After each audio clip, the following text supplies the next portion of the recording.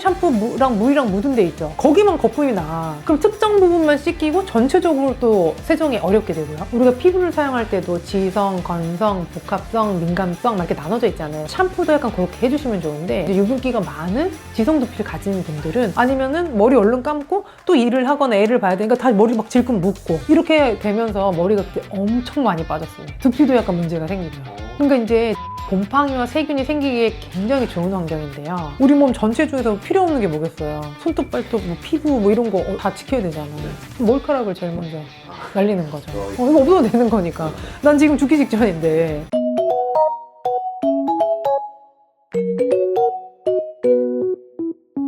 하수구 구멍에 머리카락이 요즘 좀 많이 생기는 것 같아가지고 탈모 아니에요? 얼마나 빠지시는데요? 한 대략 한 30개? 아이, 30개만 빠지면 엄청 안 빠지는 거예요. 아 그래요? 네. 각자 나이, 뭐 건강 상태, 스트레스 상태, 계절에 따라서 다 다르긴 하는데 하루 평균 전체 빠지는 머리카락을 다 센다 그러면 한 50개에서 100개 정도는 저희가 정상으로 봐요. 그럼 그 정도 빠져도 머리가 다시 자라나요? 아유, 그럼요. 오. 우리가 가끔 그런 얘기 하잖아요. 나이가 들어 성공한 사람은 네. 머리카락 많은 사람이라고.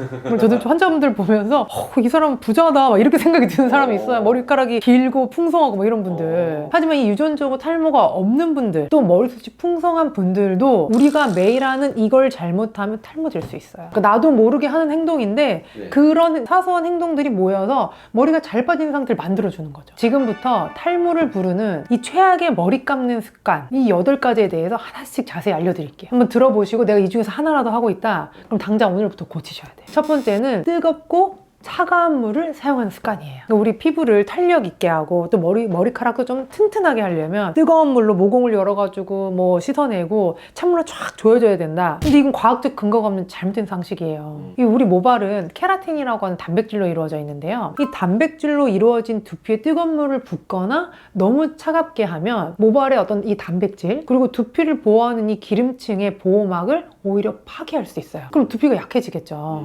그러니까 이 결과로 두피에 어떤 이 보호막이 파괴가 되면 건조해져서 각질이 떨어진다거나 두피의 보호막이 파괴되면서 피부가 튼튼하지 않은 거죠. 그럼 막 빨개지면서 간지러움을 또 유발할 수 있어요. 그러니까 또 반대로 지나치게 차가운 물은 혈관을 수축시키니까 모낭의 혈류 흐름을 감소시키게 돼서 머리카락 영양분을 잘 못 주게 되겠죠. 그러니까 이런 뜨거운 물과 차가운 물의 전환은 두피 스트레스가 높아지고 오히려 탈모의 위험이 증가할 수 있습니다. 그래서 추천드리는 건 자극적인 온도보다 그 미지근한 미온수, 샤워하기 좋고 세안하기 좋은 그 적당한 미온수가 두피에도 가장 좋습니다. 그리고 이제 또 두 번째는 물로 충분하게 적시지 않는 습관입니다. 그러니까 미온수로 샴푸를 시작하려고 하는데 마음이 급해가지고 머리 이렇게 한번 쓱쓱 이렇게 하고 그 다음에 샴푸를 여기 물 다 묻지도 않았는데 바로 막 이렇게 샴푸를 가지고 그럼 샴푸를 해도 충분하게 거품이 안 나는 것 같아가지고 샴푸를 좀 많이 쓰게 되고 충분히 미온수로 두피를 좀 불려줘가지고 지저분한 먼지들도 좀 다 빠져나가고 기름도 좀 다 빠져나가고 해야 되는데 이 처음에 샴푸랑 물이랑 묻은 데 있죠. 거기만 거품이 나. 그럼 특정 부분만 씻기고 전체적으로 또 세정이 어렵게 되고요. 그래서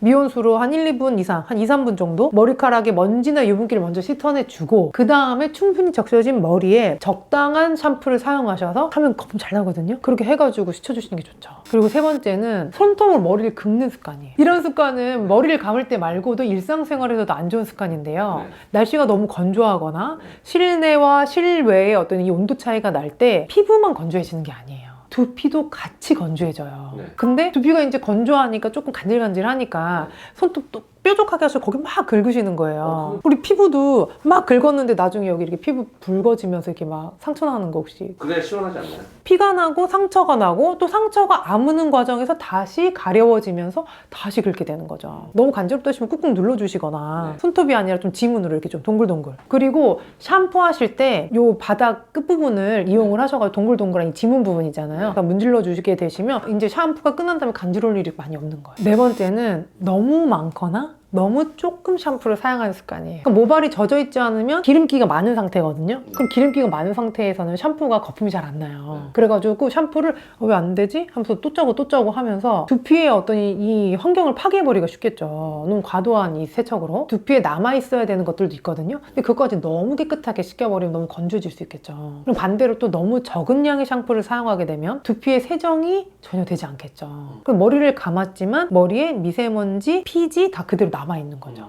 머리를 감는다는 건 두피를 씻어내는 목적이 크거든요. 그러니까 이제 두피에 쌓여있는 여러 가지 것들을 다 깨끗하게 하려고 하는 건데 이 두피는 안 씻고 겉에 머리카락만 대충 씻어내는 느낌이죠. 샴푸 양은 얼마나 해야 돼요? 근데 이제 사람의 머리 길이마다 사실 다르겠죠. 근데 한 500원짜리 동전? 그 정도 크기 정도. 다섯 번째는 나에게 맞지 않는 샴푸를 사용하는 습관인데 우리가 피부를 사용할 때도 지성, 건성, 복합성, 민감성 막 이렇게 나눠져 있잖아요. 샴푸도 약간 그렇게 해주시면 좋은데 이제 유분기가 많은 지성 두피를 가진 분들은 오일이 많이 포함된 샴푸를 사용하시면 안 좋겠죠. 또 반대로 건성이신 분들이 세정력이 높은 성분의 샴푸를 사용하게 되시면 두피가 더 건조해질 수 있겠죠. 그래서 깨끗하게 나는 씻었는데 왜 이렇게 각질이 나지? 각질 생기니까 더 깨끗해 해야겠어. 그래서 더 센 거 쓰시다가 더 각질 생길 수 있는 거예요. 그래서 지성이신 분들이 오히려 세정력이 높은 제품을 사용해 주시고 건성이신 분들은 세정보다는 좀 수분 공급이나 보습을 같이 될 수 있는 혹은 영양 공급되는 제품들도 많거든요, 요즘에는. 그런 걸 사용하시는 것도 좋을 것 같아요. 그리고 여섯 번째는 좀 너무 짧은 시간 안에 머리를 감는 습관이에요. 혹시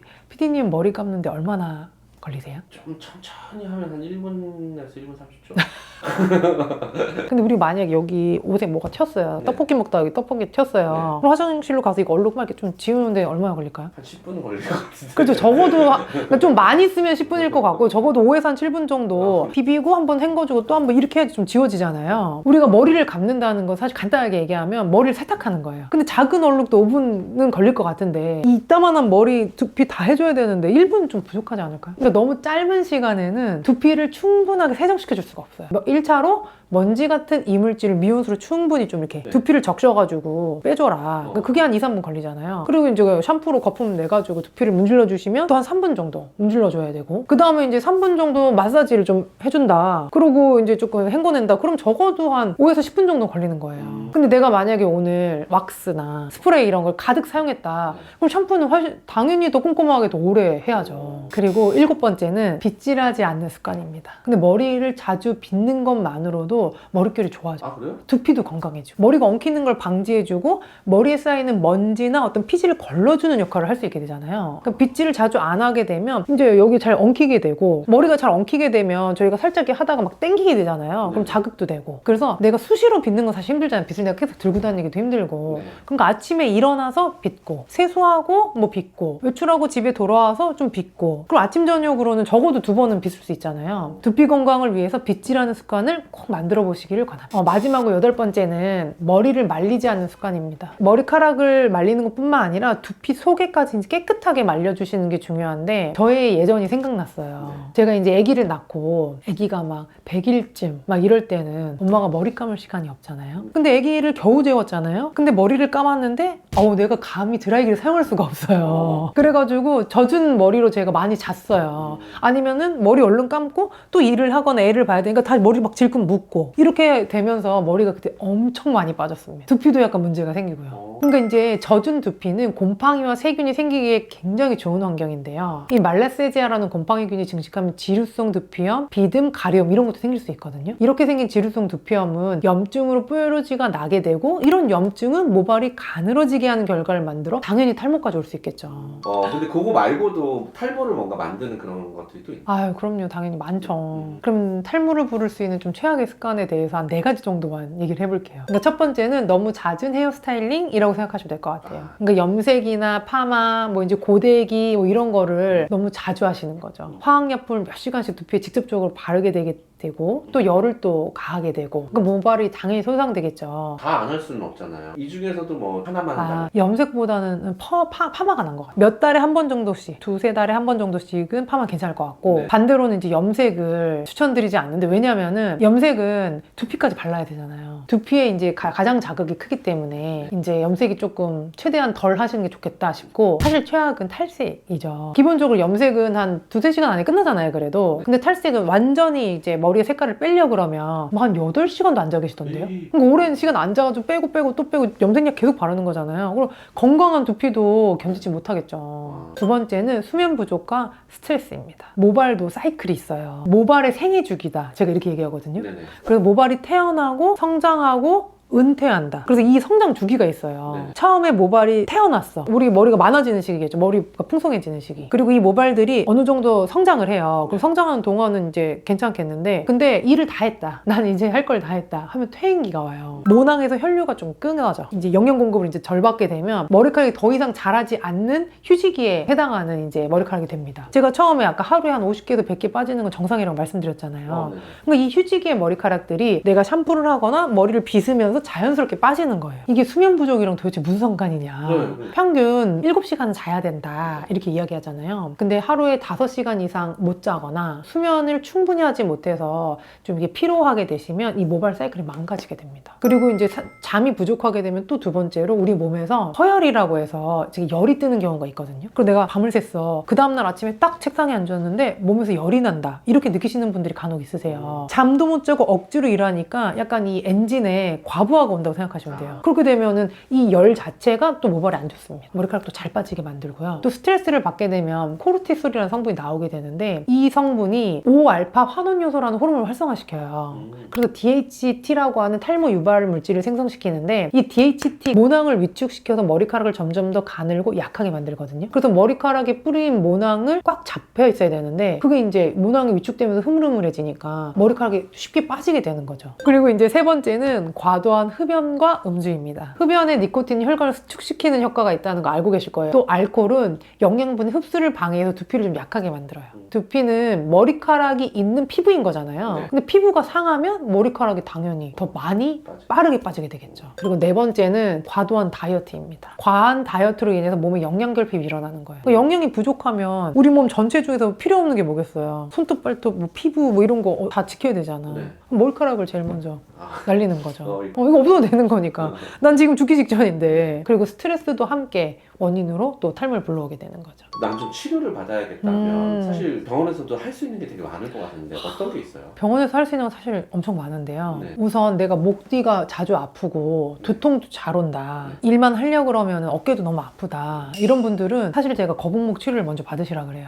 왜냐면은 몸과 머리잖아요. 여기가 혈액순환이 원활하게 되지 않으면 머리 쪽으로 영양분이 잘 가지 않아요. 그래서 목 치료를 했는데 탈모가 좋아지시는 분들도 많아요. 그리고 탈모인데 병원에 와서 이 후두부를 제가 딱 만져보면 막 꽝꽝 굳어있는 분들도 많고. 그래서 이제 첫 번째로는 그런 거북목 치료를 제가 권하고 있고요. 그 다음에 이제 직접적으로 또 두피를 건강하게 만들어줘야 되잖아요. 저희 병에서는 개발한 약침이 있어요. 네. 이제 임상을 해본 결과 두피에 있는 염증을 없애는데 굉장히 효과가 탁월합니다. 두피에 염증이 많이 생기게 되면 밭이 이제 망가진다고 생각하시면 돼요. 근데 이 밭의 염증만 없애도 이 모낭들이 건강할 수 있겠죠. 그래서 이 모낭을 건강하게 만들기 위한 약침 치료라고 생각하시면 되는데요. 내가 탈모가 있다고 생각하는 부위에 직접적으로 놔드리게 돼요. 제일 신경 쓸 때 사실은 여기잖아요. 여성분이든 남성분이든 1번은 사실 여기예요. 그리고 거기다가 약침을 이렇게 맞으시는. 그 다음에 이제 내가 최근에 과로를 했다. 몸 상태가 안 좋다. 그런 경우에는 이제 한약이 필요한 경우도 있겠죠. 왜냐면 두피로 갈 수 있게끔 좋은 영양분을 넣어줘야 되고 내 몸에서 문제가 생긴 것들을 해결해 준다면 자연스럽게 또 탈모는 해결될 수 있기 때문에 한약 치료도 많이 하고 있습니다.